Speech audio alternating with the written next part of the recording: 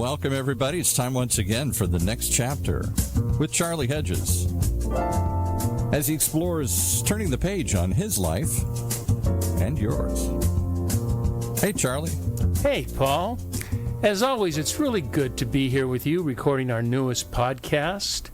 One thing I've been thinking, and one thing I found out about, or I discovered about my life today, I live in a world full of distractions. I may have plans for the day, but other stuff just seems to come up.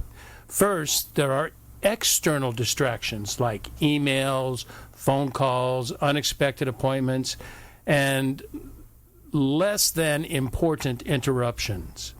But even more disrupting are the internal distractions of fear and anxiety and feelings of overwhelm, all resulting in a lack of confidence. It's almost surprising we get anything done in any given day. Our guest today, hypnotherapist Craig Meriwether, not only understands these issues, but he has developed a very practical alternative that doesn't require years of therapy. His ideas are brilliant and shockingly simple. So let's find out about Craig's ideas about how we might take back control of our lives. Craig Meriwether, welcome to the next chapter with Charlie. Hey, Charlie, it's so good to talk with you. We've been scheduled this for a while now. I've been really looking forward to having this conversation with you. You say that now. We're not done yet. So when we get done, you may have a different opinion, but we're going live anyway. There you go. Craig, I want to get deep into hypnotherapy, but before we do get deep into hypnotherapy, I would like to start with the need for such a discipline, for hypnotherapy or even therapy in general. What kinds of issues do you deal with on a daily basis that you feel hypno resolves but works with? Sure. Any issue that involves working with the subconscious mind.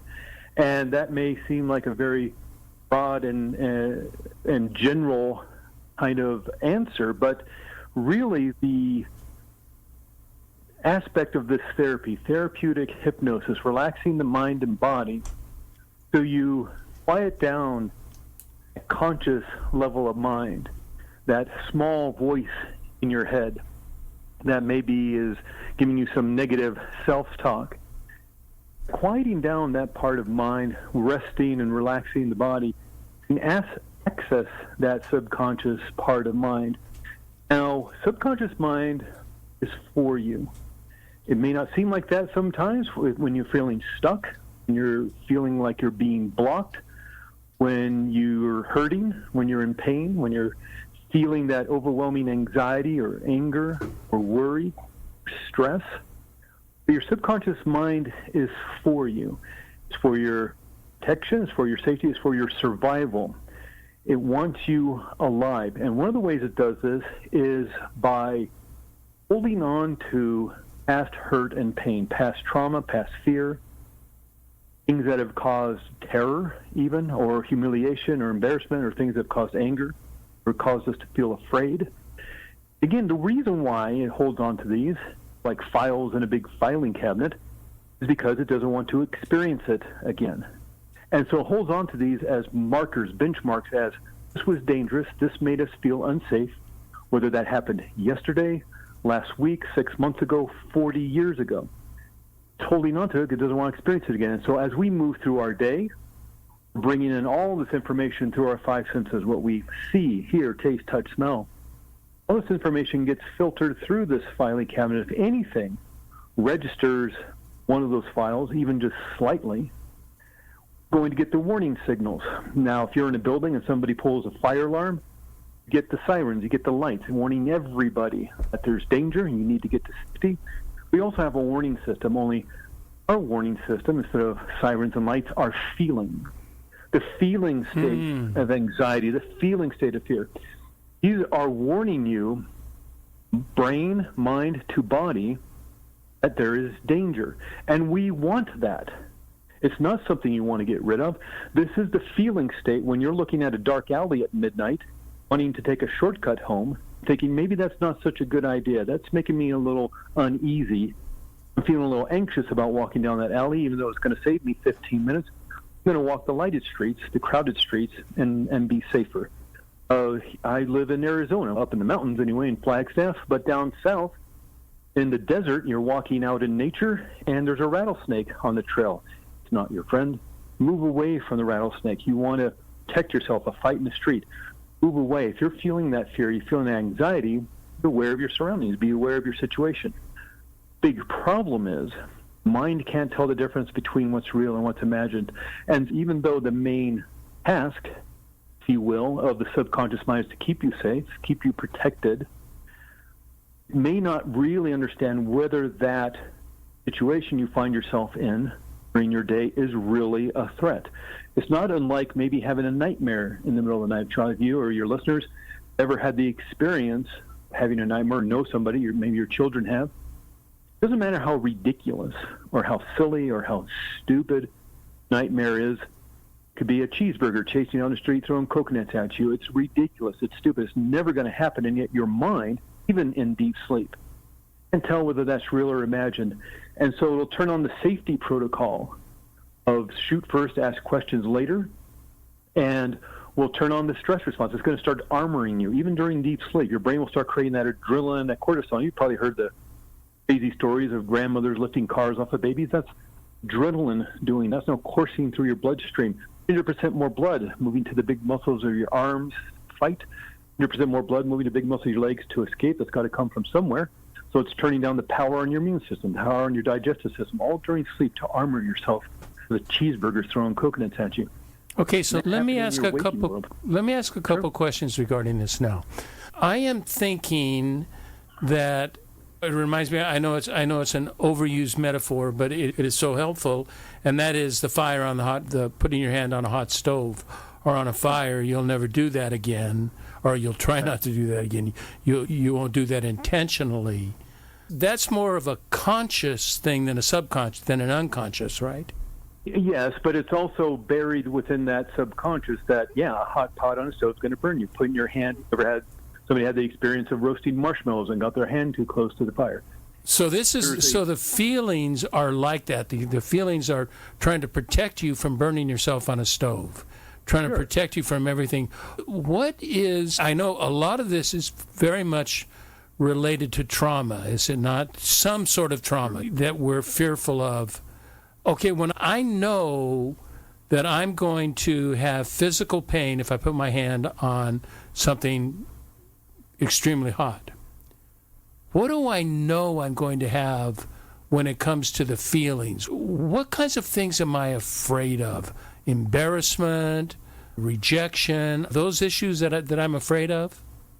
Oh, yeah, it definitely could be if that was a part of your life. Certainly something like burning your hand on a hot pot, that's literal physical pain that you're going to be wary of. But in terms of other issues, what was the trauma that happened in your life? You may not remember. It may be unconscious. Certainly, looking at, let's just say, for example, test anxiety. A lot of people, when back in school, or if you're a professional that requires a certification or licensing test, like a plumber or electrician or real estate agent, a mechanic, doctor, lawyer, there may be some anxiety or trepidation around taking a test. You may know the material backwards and forwards. You may have aced every class and be able to even teach the class. You know the material so well. But I know two people personally that are brilliant that can't take a test. Yeah. And it's not that they're not brilliant. They're extraordinarily intelligent people, and yet there's that fear that's blocking them from doing well because of what you just mentioned, Charlie, the fear of failure, the fear of being judged. And the big issue around, let's say, test anxiety, if we're just going to use that example for a moment. You have entire workshops on test anxiety. It's a big problem. It's not just high school students, not just elementary school students, it's university students. I've worked with extraordinarily intelligent people. You just mentioned your friends. It's not that they're incapable. You know the material. But it's that fear of maybe failure, fear of being judged, because at some point, down the line, maybe they got punished for not doing well. They're taking a math test, a history test, whatever it is, get that D minus. And instead of going, oh, they really don't know these equations, or they really don't know the Civil War very well, to work on that, it's, oh, now you don't get to go to the homecoming dance, or now you have to take a math class over summer school. You get punished for not doing well, and so not wanting a failure, not wanting to be punished, not wanting to be embarrassed or humiliated, subconscious mind wants to protect you from that. How's it going to warn you that there's danger walking into that classroom or opening up your laptop to sign in to take a test? It's going to give you the feeling state of anxiety, the feeling state of fear. That has a physical change within the body, like we just said, even to the point of this hyperfocus, that kind of tunnel vision, where you move out of your peripheral vision to look at this singular danger, and so you're almost shutting down various parts of your brain. You start to breathe shallowly, only into the upper part of your lungs, kind of the smaller, narrow part, top of your lungs. And your brain takes 20% of the oxygen you breathe in. If you start giving your brain less oxygen, less fuel, less nutrients, it's not going to operate at optimum levels. And then you don't do well on tests. And not only is it embarrassing and humiliating, it has not only academic issues, it has financial issues. I was working with somebody wanted to become an audiologist and work with children, deaf children. She's an extraordinarily intelligent person. She had a master's degree. Spent tens of thousands of dollars getting trained to niche as a audiologist, was spending $600 per test of this licensing exam she had to take, had taken it 3 times before she came to see me, all to start a job with a starting salary of $80,000. It's not just embarrassment, the humiliation of telling your family or friends you failed, or being punished because you failed, or the physical ramifications of feeling that anxiety and stress. There's actual financial hardships that come with this, with not being able to start your career. Again, it's all because your subconscious mind's trying to protect you. Somewhere down the line, got the instructions that taking a test is dangerous. Feel or imagine, is taking a test really dangerous? Yeah. Not really. But it just is trying to keep you safe. And that's where therapeutic hypnosis, by quieting down conscious level mind that's telling you the test is unsafe. Let me do one more question on this, and then I want to get into your hypnotherapy and how that works. But I know, tell me, is this just me, or is this just common? My fears, there are tangible fears. Do we have enough? What are our resources like? Our funds, our money. So you got money issues. That falls into a different bucket. But I'm thinking of the bucket of just a fear and anxiety, and I know there's fear and anxiety over money. But it seems to me, and again, is this me or is this very common?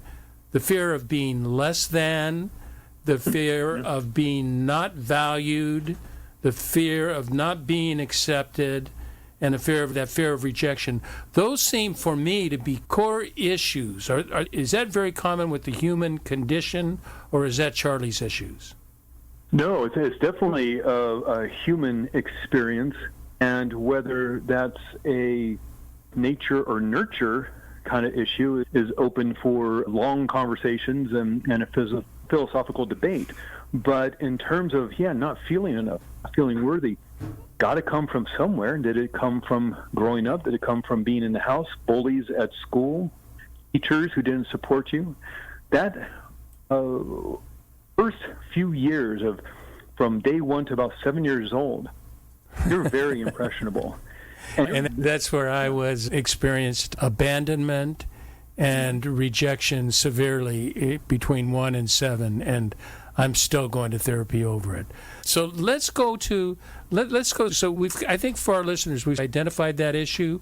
I want to know what hypnotherapy is all about. Tell me because you said one thing I was really shocked at what you said, is that hypnotherapy is so different than longer-term talk therapy, which can last for years. You told me that it could be just a handful of sessions and you're done. Yeah, change happens in an instant. Now, there may be some lead up, some setup to that change. Just as a trauma can be installed instantaneously, maybe let's be extreme about this. Somebody's having physical abuse, emotional abuse while growing up as a child. Home isn't a very safe place and not a very nurturing place. That trauma can be installed, and it doesn't take weeks, months, and years to install trauma, to install wounds, hurt and pain. It can happen in an instant. Why can't it be healed in an instant? Who said it can't be? And what is their benefit to you not healing? You mean like Dr. Freud? Dr. Freud, let's talk about Freud. Freud was a hypnotherapist. He was studying hypnotherapy in the late 1800s in Vienna. There were still 2 schools of hypnotherapy in Vienna at the time. And part of the issue with Dr. Sigmund Freud is he had a speech impediment. Now, if any of your listeners have ever been to a therapeutic hypnosis session, the hypnotherapist talks a lot.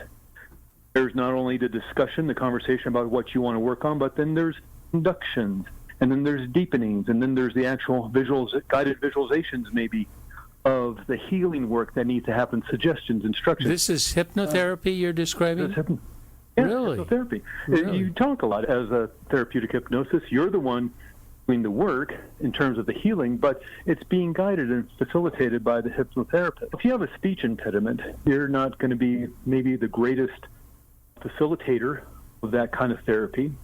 And Dr. Freud seemed to have an issue with people going into a hypnotherapist office with a problem and walking out without the problem.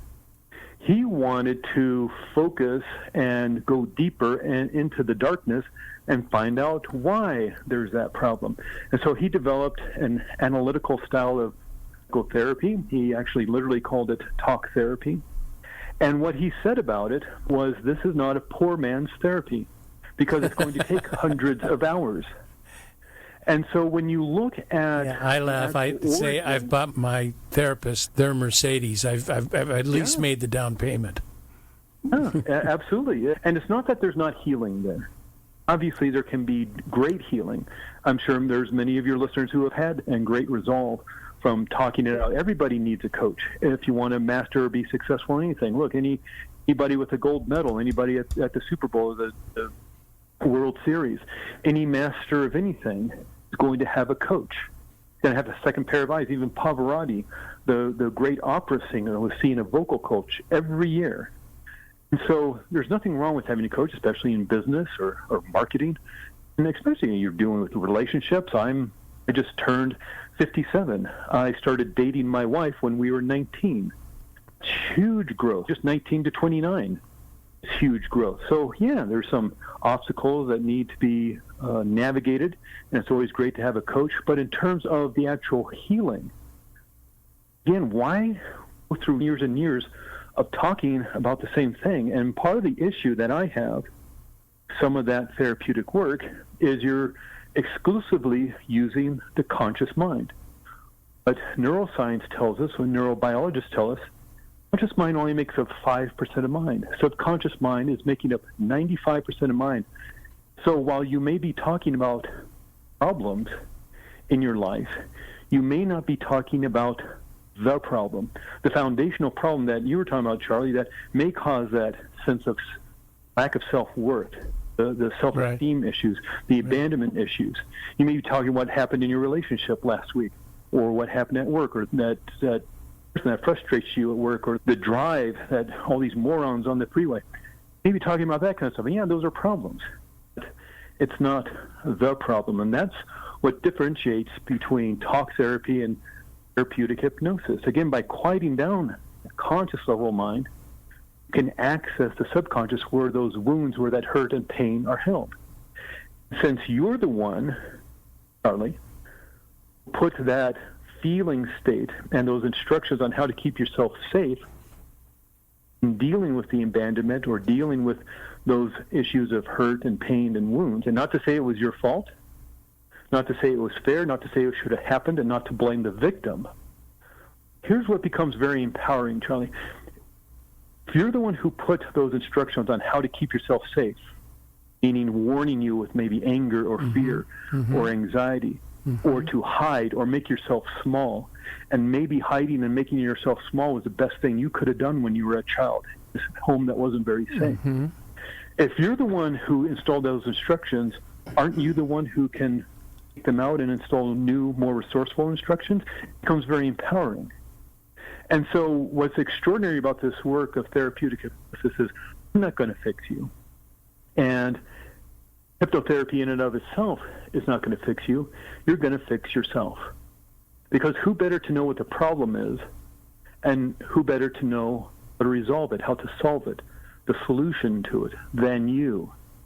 And that's where I think a lot of people get stuck, is they look outside of themselves. They've been trained to look to somebody else who has great education and experience. And yes, if I'm in a car accident, please take me to the hospital. If my appendix is about to burst, take me to the emergency room. In terms of the hurt and pain that I went through, that I installed, aren't I the one who really knows what it's about, and shouldn't I be the one to fix it? So how do you? I'm so buying into what you're saying.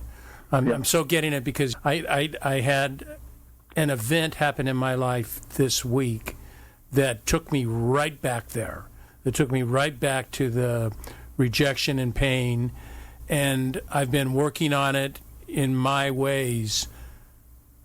I love that you say, and I think you're, and I buy into this idea that I am the one who knows, who has the keys to the door that can open the door of healing.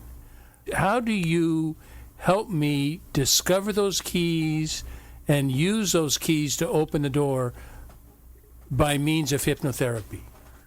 We start with the feeling state, because that feeling state in your body, that warning signal, whether you define it as anxiety or fear or anger, it can only be created through a change in brain chemistry. Creation of adrenaline and cortisol, the creation of these molecules called neuropeptides. And let's say you're driving down the highway and it's shower traffic and there's idiots everywhere cutting you off, and you just start getting really angry.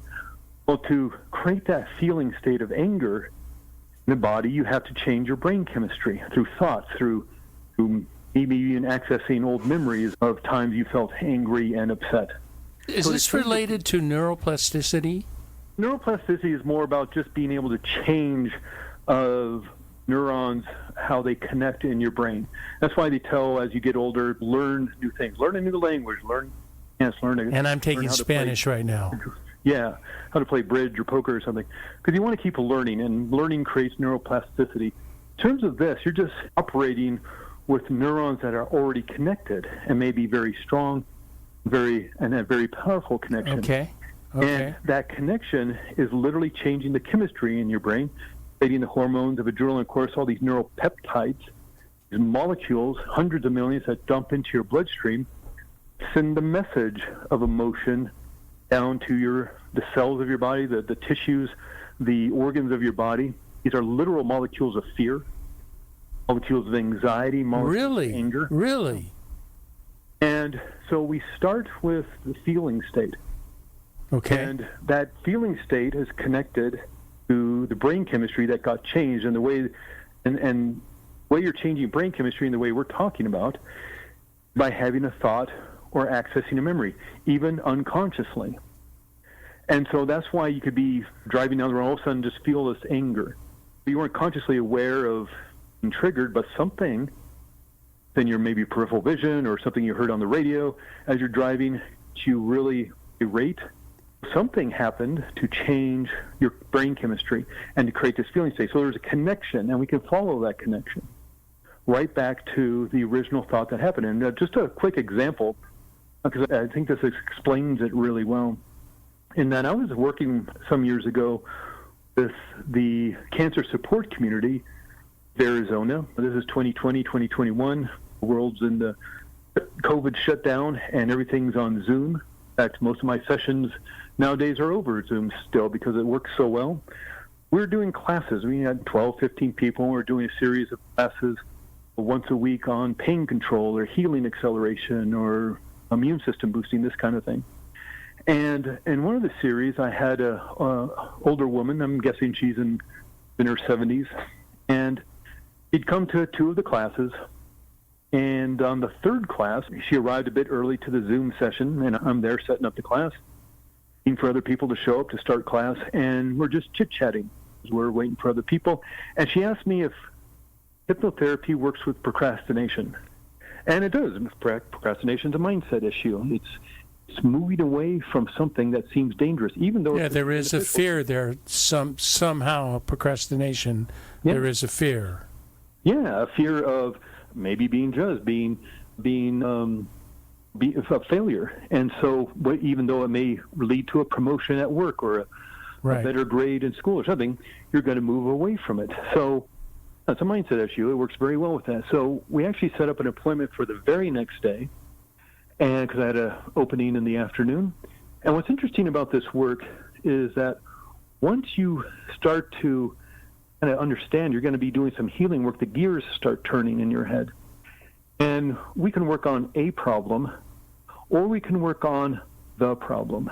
When she got to this session just 24 hours later after making the appointment, she says at the very beginning, I told you I wanted to work on procrastination. What I really want to work on is why I don't matter in life. That this is a 70-year-old woman who thinks she doesn't matter, who thinks she's worthless.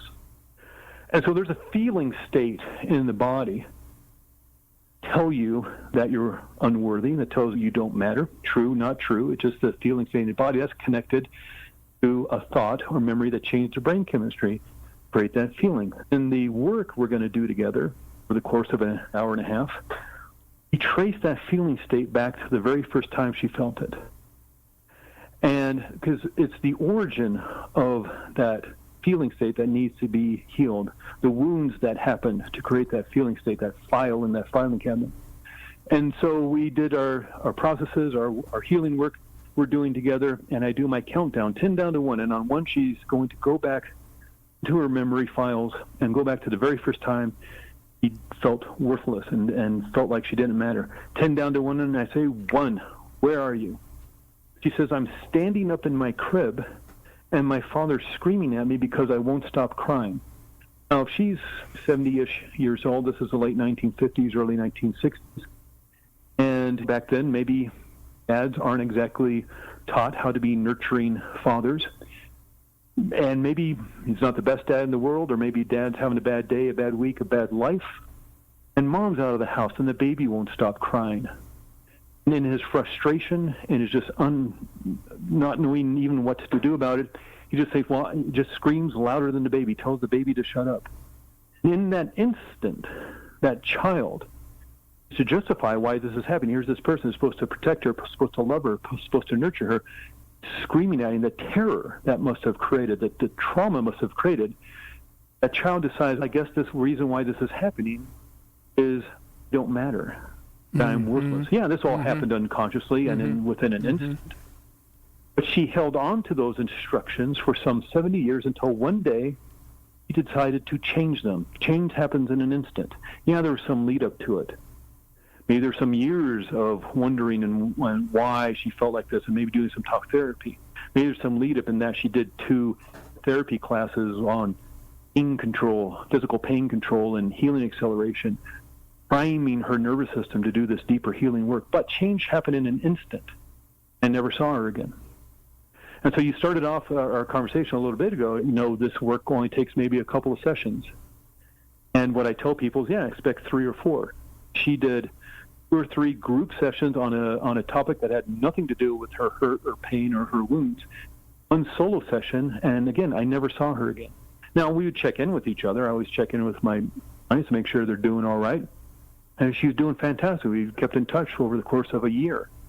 She'd reach out to me. I'd reach out to her just to check in. She's doing fantastic because she let it go. She made the decision. She was in control.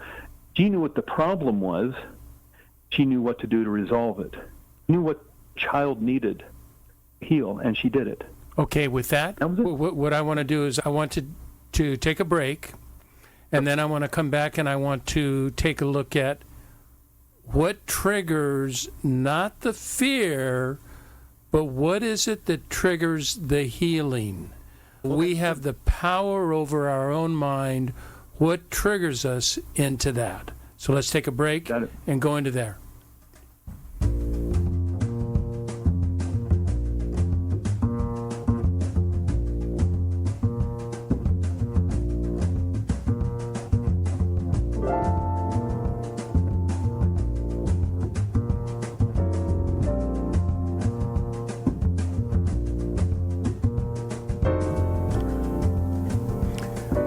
Hi there, you're listening to the next chapter with Charlie Hedges, and this is Charlie Hedges, and I am speaking with hypnotherapist Craig Meriwether, and we are talking about the need and the needs that a hypnotherapist will address and the processes that a hypnotherapist may use to resolve key fundamental issues that can be extant in your history for decades. And so what I want to do, Craig, now is I want to talk about, I want to keep going back to maybe this, you gave an excellent explanation of the woman in her 70s who felt that she was worthless and had no value.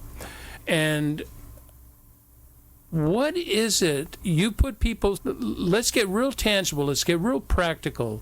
You will put people in a hypnotic state. Is that correct? Yes, so I don't like using that terminology. Okay, yeah. Then correct me. I want to know what you do and how this state of mind, why this hypnotic, whatever it is, state of mind is more, you are more conducive to suggestion than you may be with your conscious, because you're addressing the unconscious or subconscious mind, but what's going on with that? Explain that to me. Okay.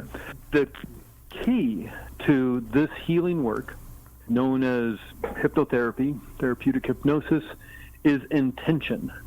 It's your intention to heal or to gain more confidence in yourself. That is key. I can't make anybody do anything they don't want to do, no matter what kind of hypnotic trance state anybody is in. There is morality and there is intention. And so let's say somebody comes to me for smoking cessation. They want to quit smoking. They have to want to quit smoking. I've run into people who just want to negotiate with their spouse to smoke in the garage. They don't want to quit smoking. They just want to say they tried everything, including hypnosis. It didn't work.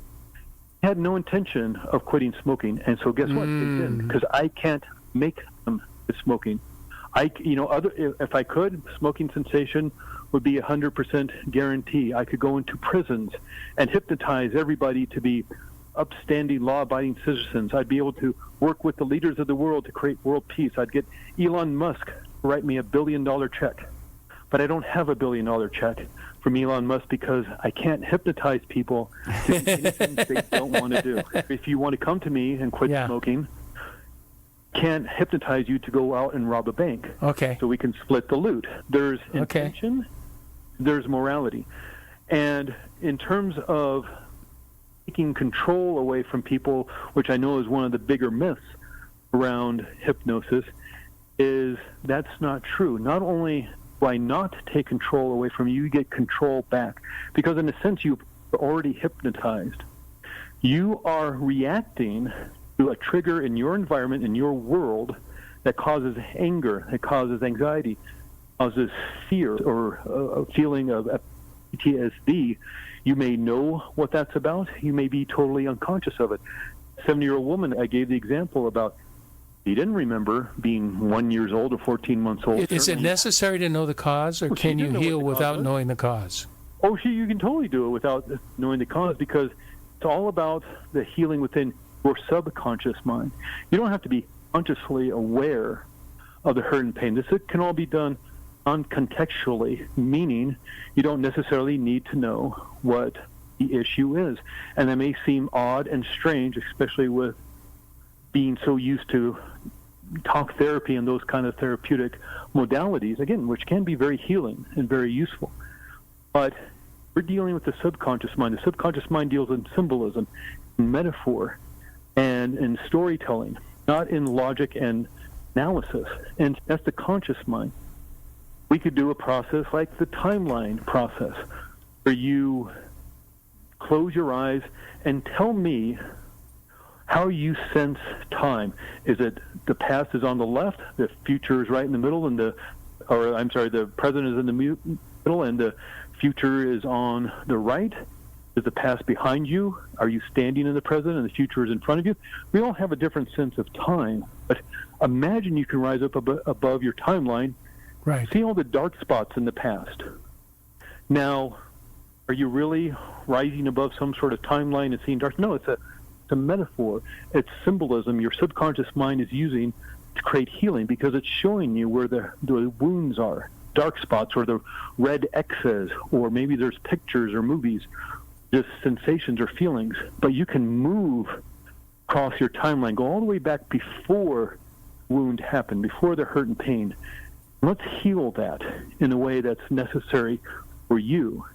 And once the healing happens, you disconnect from that old pain. Maybe literally use your hands to pull out imaginary cords, connect you to that hurt and pain. Unplugging the toaster from the wall, but you're unplugging cords of hurt and pain. And I've had people pull and pull. I worked with somebody, no exaggeration, just a couple of days ago, a 77-year-old woman who came to me, just told me she deals with anxiety. I asked her, how long has this anxiety been going on? And she says, it's been going on since I was 19 years old. I did not ask her what the anxiety was related to. Maybe she knows, maybe she didn't. She just wanted to work on the anxiety. And one of the processes we use in therapeutic hypnosis, and one that I use a lot with people, is feeling it in the body and telling me about how it feels. Is it rough? Is it smooth? Is it heavy? Is it light? What color is it? How does it? What color is it? You mentioned that to me before. What? Help me with that. What color is it? Sure. How do you... You're disassociating from the hurt and pain by accessing other parts of your brain. Okay. So we're now turning on the visual part of the brain, turning on various parts of the brain to disassociate from the intense hurt and pain you may be feeling. If you can start describing it to me out loud, so we're having a conversation about it, and you're describing it to me, and maybe it looks like a spiky red ball. The other day somebody said it was black ping pong balls. Maybe it's black goo or whatever color. It doesn't matter the color. It doesn't matter the shape or the feeling or the sensation. We want to add these submodalities in that we have visual, auditory, kinesthetic. Kinesthetic is touch, smell, and taste. And not only what does it look like, what does it feel like? Is it warm? Is it cold? And these operate or turn on different parts of the brain, so you get a bit of a disassociation from it. And now I want you to pull it out. Now that you have a physical representation within your imagination, physical representation somewhere in your body, maybe your chest, your heart, your throat, the back of your head, the top of your head, your gut, your arms, you have a physical representation of this hurt and pain that your subconscious mind is creating for you. It's time to let it go. So pull it out. I want you to take your two hands and pull it out. And they do. And sometimes it takes 6, 7, 8 minutes for them to pull out this hurt and pain. But a couple of days ago, I was working with a 77-year-old woman. She's been dealing with chronic anxiety since she was 19. She pulled and pulled for 48 minutes. All she did was pull this red gunk energy of anxiety out of her head. 48 minutes. When she was done pulling, she opened up her eyes, said, "It's done." And so I said, "That is awesome. That is amazing. You are incredible. I want you to close your eyes. Now we're going to fill you up. Your pores a vacuum. So now we're going to fill you up with what you need, and fill you up with the joy, the happiness, the confidence, whatever it is you need." What color is that? Start spinning it so fast that it takes on a life of its own. Is that really happening? No, but we're using metaphor. We're using symbolism, because that's the language of the subconscious mind. It knows what to do to heal. Okay, I've been listening to you, and I've been processing what you're saying at the same time, because like I said, I just went through a very difficult time for me. And so I've been doing the imagining. I didn't ask you the color out of curiosity as much as I asked you, what does the color mean out of I'm doing my own hypnotherapy right now. Is the color red common? Because that's what, at first, the first thing I wanted to think was that it was gray or black. And I thought, nah, that's in the movies. What color is this animal? And it was red. Is that a common color for this kind of pain?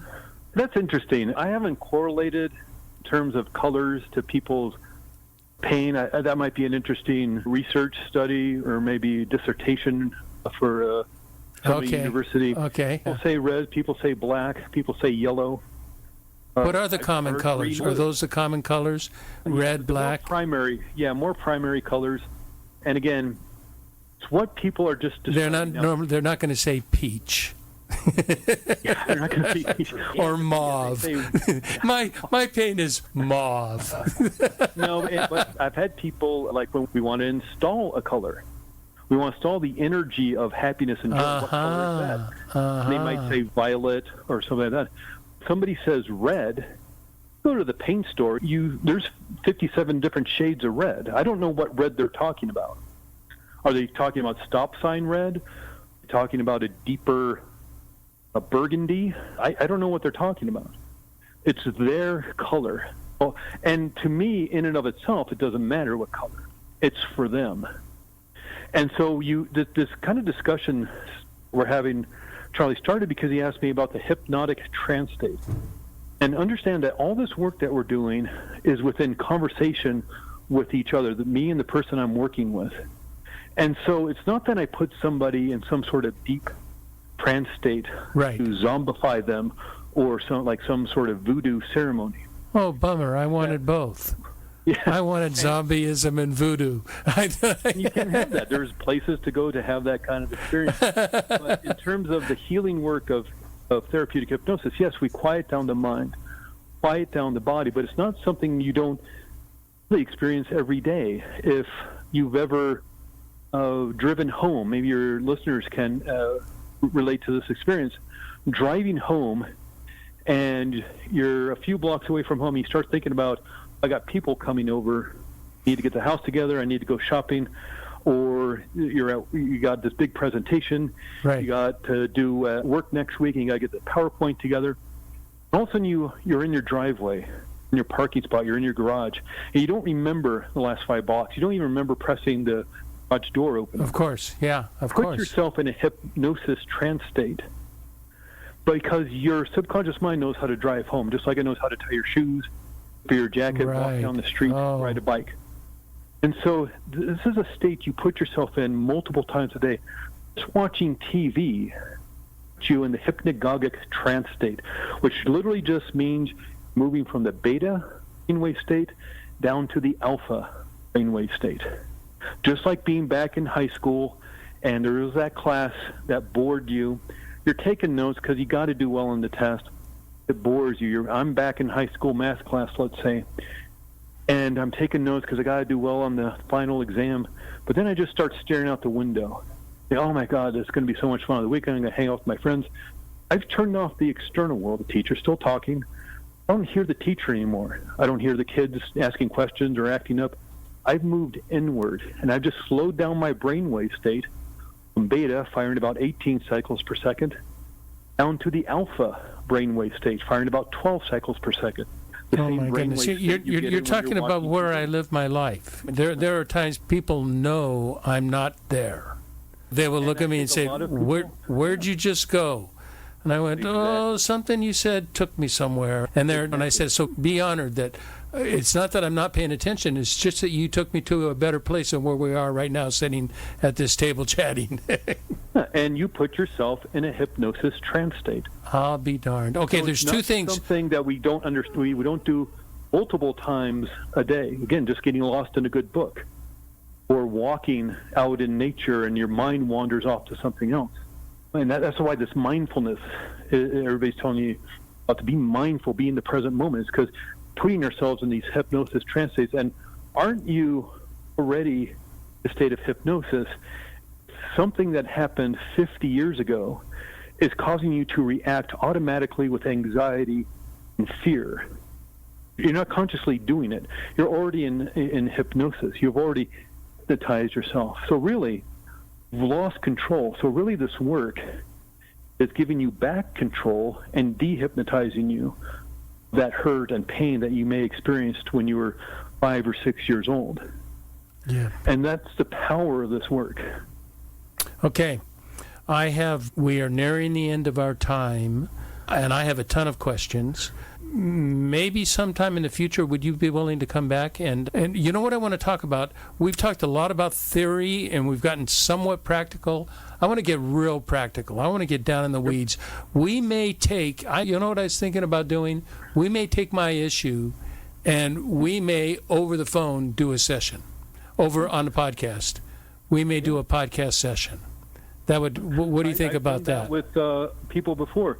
And it's an extraordinary experience because not only because it's one thing to talk about theory like we have, it's interesting, it's fascinating, but it's another thing to actually experience it and how you feel afterwards. So yeah, we're absolutely going to do that. You want to do that? Okay, I will have Melissa, my executive assistant, give my people will call your people, and we will make this happen. Now, I have one final question, and this is the way I've been ending my shows, because although we haven't talked about it, but the spiritual life is a very deep part of my life.